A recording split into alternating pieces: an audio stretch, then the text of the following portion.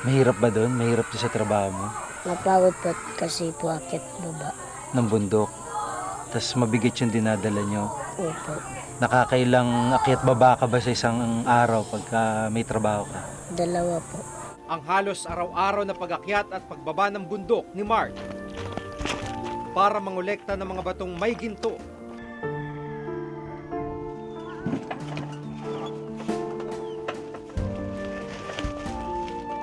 Ilang araw mo inipon yan? Dalawa po.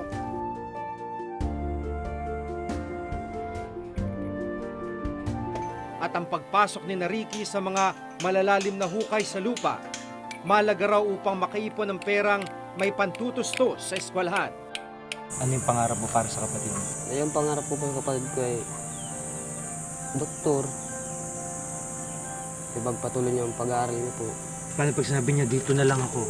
Dito na lang ako magtatrabaho. Paano pag sinabi niya? Hindi man po kami papayag. Bakit? Gusto, mag-aaral muna po siya.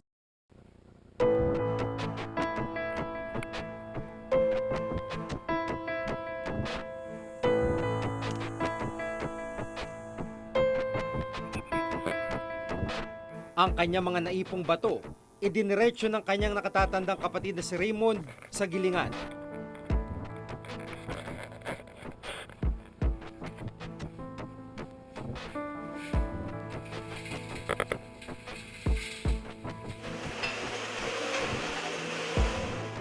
Gaya ni na Mark at Ricky, maaga ring nasabak sa pagtatrabaho sa minahan si Raymond, isang mabigat na hanap buhay na minana na nila. Ano na ito? Ano daw po ito? Kakawali na Lalagyan ng asuli. para Magdikit po yung ginto. Dagdag pa nga ni paggamit nila ng mercury o asogi, isang nakalalasong kemikal sa pagkuha ng ginto. Ang number one talaga na pinaka-hazardous na activity for children, no, sa usaping child labor, at number one cause of casualties ay mining talaga. Napapagod ako ay. Kabira na ako pasok. Sa kabila ng hirap, baliwala ito kay Raymond. Mas mahalaga raw na may maitustos muna sa kanilang pamilya.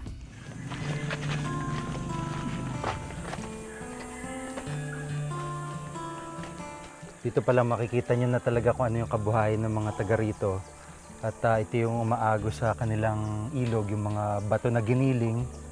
Ito na itsura ng maliit nilang mga sapa at ilog dito sa lugar.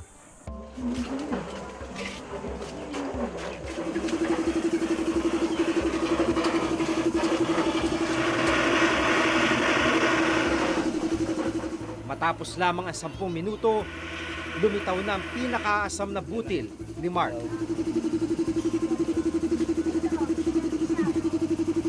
sa tingin mo ilang gramo? Isa lang. Isa. Bebenta mo na ngayon yan.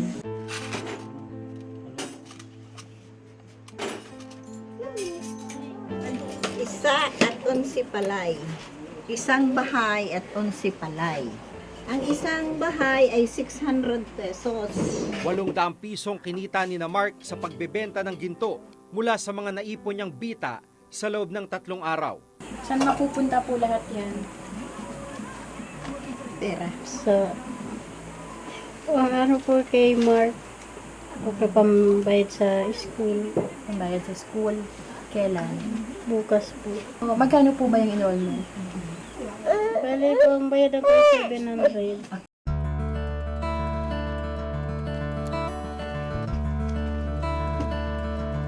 Gamit ang pera mula sa pamumulot ng bita, naibili na rin ni Mark ng ilang gamit ang sarili at ang kanyang mga kapatid. Ano binili mo sa kanila? Gamit. Pang eskwela. Ilang kapatid mo yung nabilan mo? 3.